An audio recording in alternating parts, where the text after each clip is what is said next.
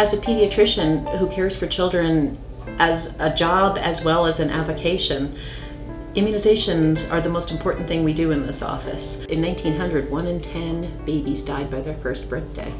And people don't always realize that is not all that long ago, that parents were living through this kind of loss on a regular basis. And these vaccines prevent, fatal diseases.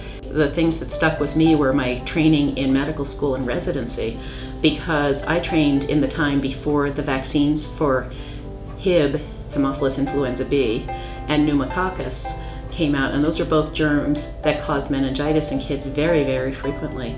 So when I was a medical student and a resident, we spent night after night doing spinal taps on children, having to pin them down on their beds, curl their little backs over, and stick a needle into their back, and then have to go out and tell their parents, I'm sorry, your child has a disease that may cause retardation, it may cause deafness, it may cause seizures, and it may kill your child in the next 48 to 72 hours. The way vaccines work is they produce little antibodies that help fight off infection, but some kids get a higher level of antibodies and some kids get a lower level of antibodies.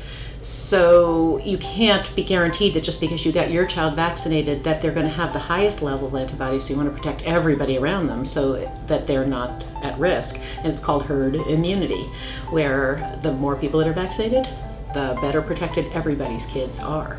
Every time one parent chooses not to vaccinate, that puts everybody else's kids at risk, because no vaccine is 100%. And that's the problem, is if a certain number of people don't vaccinate and their kids then get that illness, they're just going to spread it to parents who have made the choice to vaccinate.